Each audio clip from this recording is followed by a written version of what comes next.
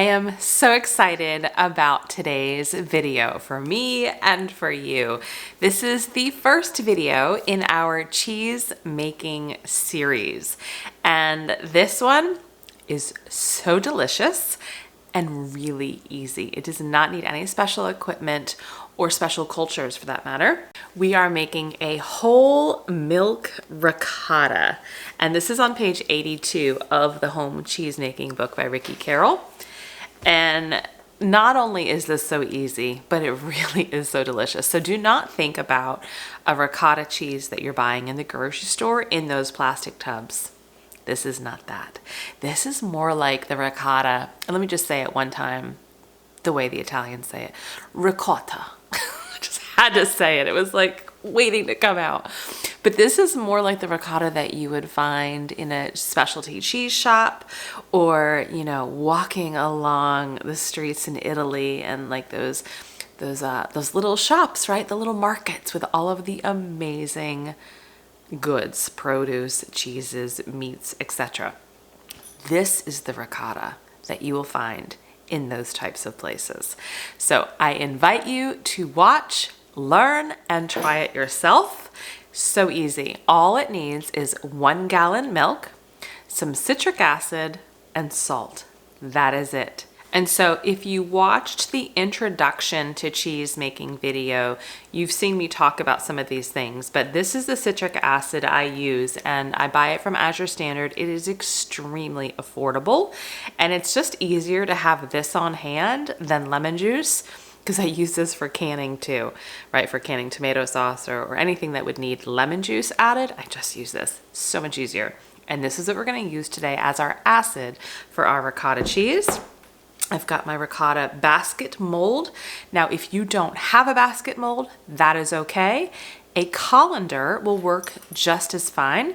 You just want to make sure you've got some cheesecloth as well. I'm going to put cheesecloth in this, and you would want to do the same.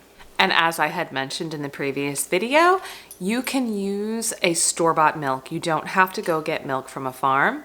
However, I suggest you try it at least once because you will notice a difference. This is the milk we are using today. Do you see that cream line, by the way? Can you see that? That's like a good third of the gallon is cream. That's the stuff right there. That's the stuff you need. So I am going to dump this in my pot. This is the milk we're using. Feel free to use a store-bought milk. Now, if you do buy milk, you're going to want to buy a whole milk, not 2%.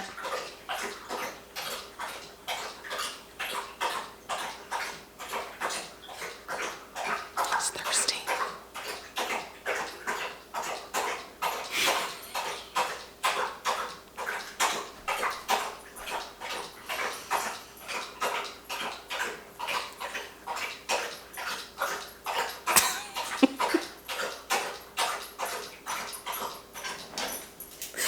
It never fails that he does this when I turn the camera on.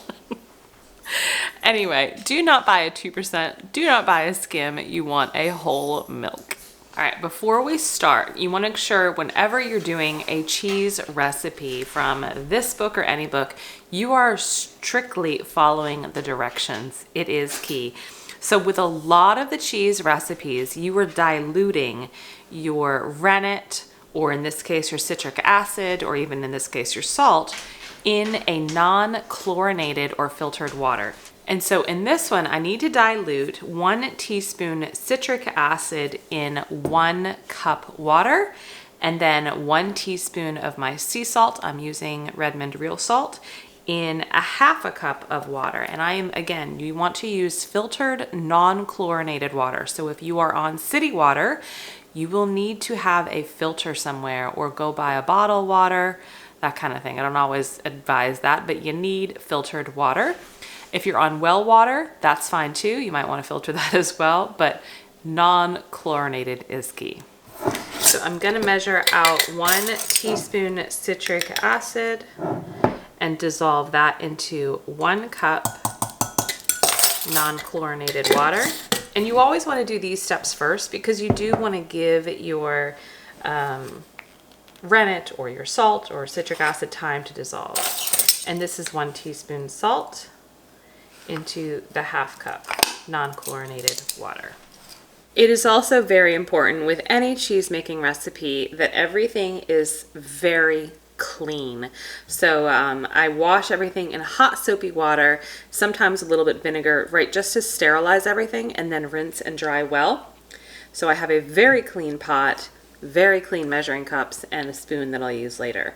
I am going to start now with the process, and it says to add 2 ice cubes to your pot. The whole point of that is just to make sure that your pot is cold.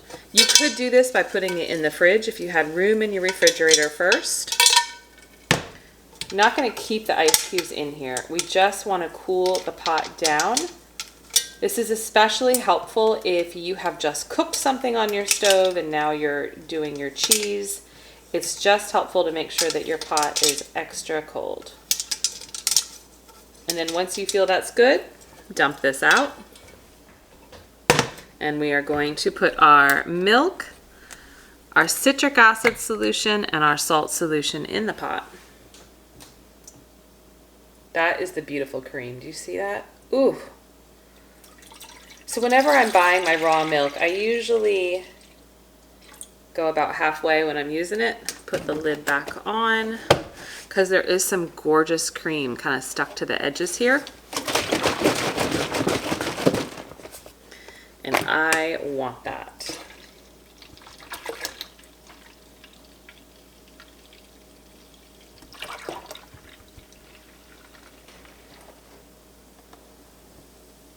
Get every last bit. Okay, and then we're going to pour in our citric acid. Same thing, I just kind of do half. Make sure I get it all. And then our salt.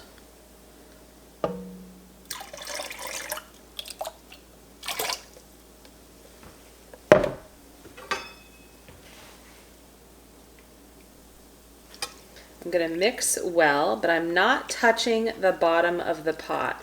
So when you're making ricotta, you are heating it up to a very high temperature. We're going to be going to between 185 and 190.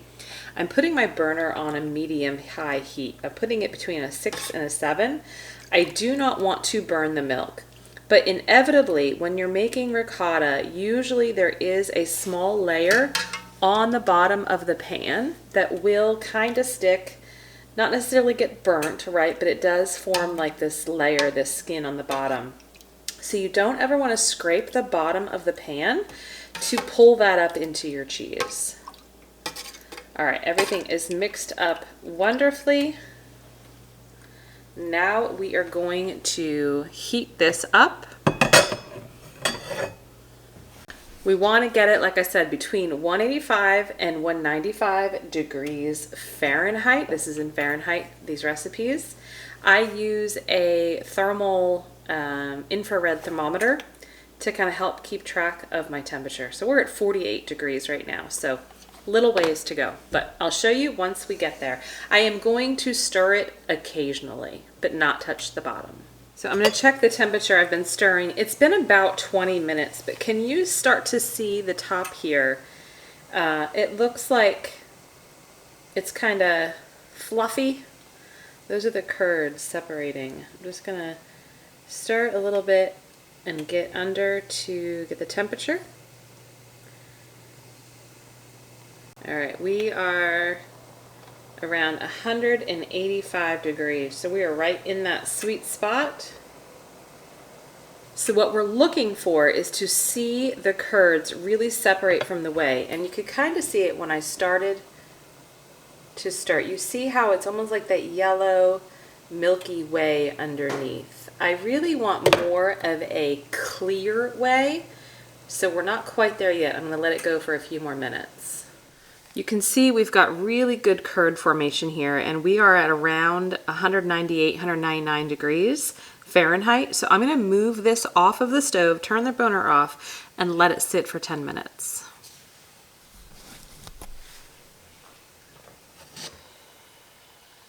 All right, the 10 minutes is almost up. That timer is going to go off any second now. I have my ricotta mold, which again can just be a colander. I've got my clean cheesecloth. So you'll need cheesecloth even if you use a colander.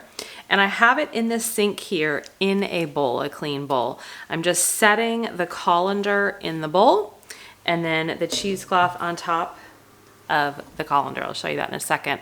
What we're gonna do is gonna bring the pot over. I'm gonna use my ladle spoon here.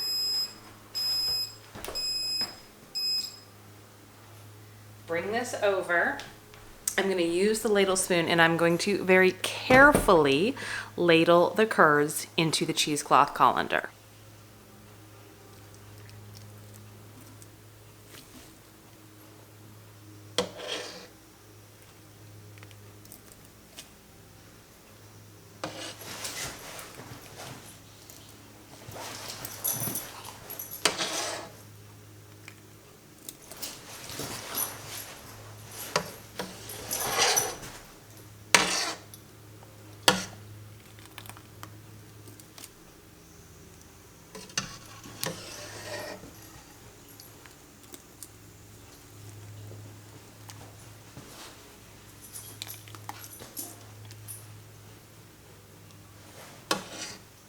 Now this whey, you could save the whey. It's really good in your garden.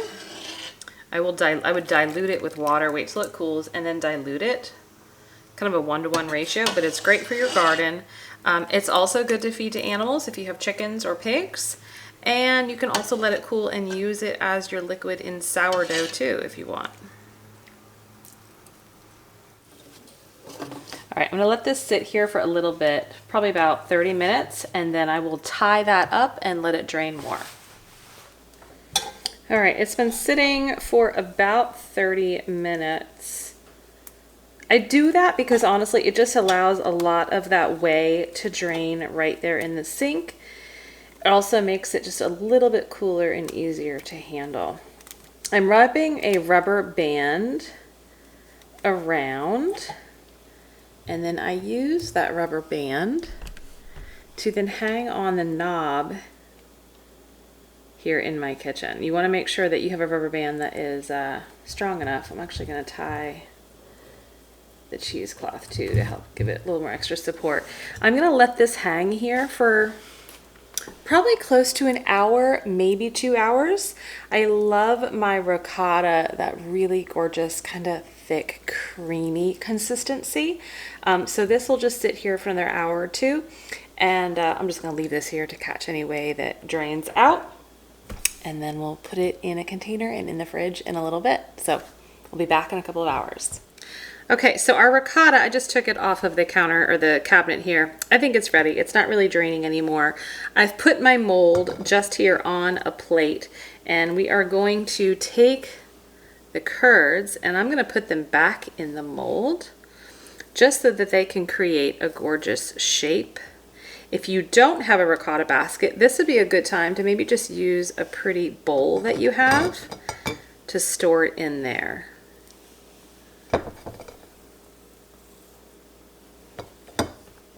And just get some of those little odd bits and ends.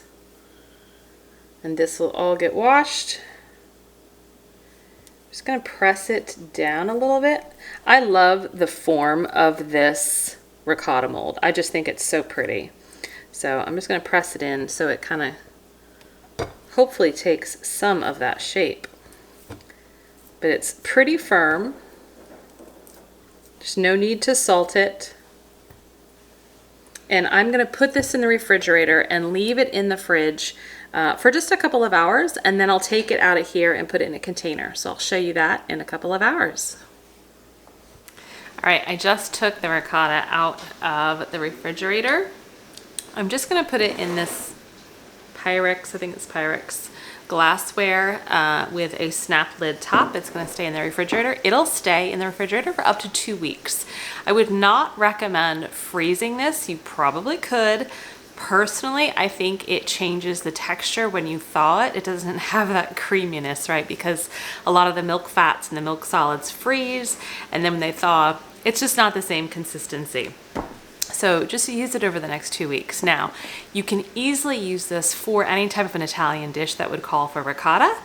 You can also use this in replace of like a mozzarella in a caprese salad with some basil, tomato, salt, pepper, a little drizzle of olive oil. It's also just really good to eat like this. I've done that. But this is a special treat of a ricotta, not the plastic tub ricotta. So I'm going to carefully take it out of the basket here. Doesn't quite fit in my container, but we're just gonna make it work. I lose my beautiful shape, don't I? Look at that. Poop on that. Goodness gracious. So the longer this sits in the refrigerator, the creamier it will get, right? The texture will just get even that much better. Oh. Oh. That was like a guttural oh. That was so good. Oh yeah. I may eat this for lunch over the next 2 weeks. Just not share it with my family. It's really good. Yeah, a little salt, pepper, tomato, basil, olive oil. Perfecto. I hope you'll make your own ricotta. This is going in the fridge, in the back of the fridge, by the way, so no one sees it. Thanks for joining me. So don't forget to hit subscribe because I am going to be doing a cheese video, a cheese making series. And this is just the first. There are more to come. I'm starting with like the easiest cheeses to some of the more complex cheeses. All delicious. So don't forget to hit subscribe so you don't miss one. Thanks for joining. Stay healthy, stay well. Bye-bye.